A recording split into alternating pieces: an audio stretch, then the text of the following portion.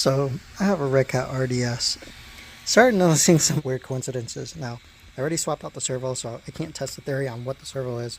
But tell me if this Hexfly GX1 doesn't look like the Agfrc pictures on the screen right here.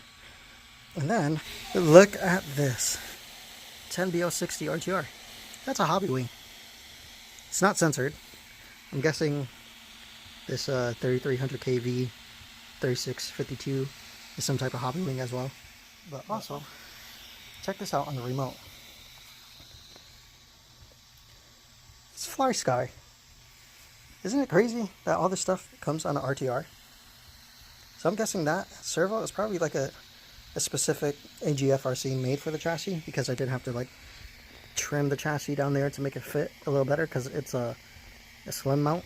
The stock one comes all the way up to this bar up here, but it's pretty insane.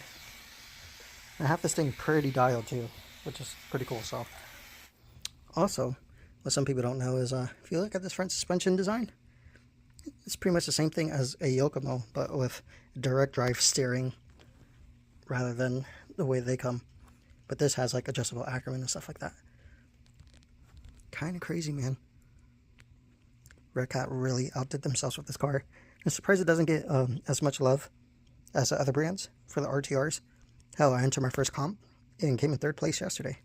So, just with little simple things done to it, which is the servo, the Redcat aluminum steering horn, and the FLYSKY remote.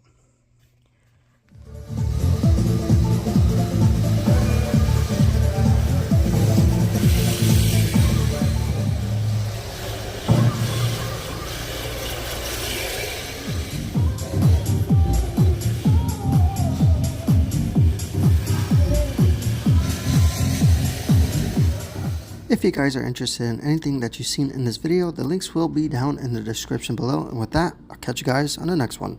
Peace.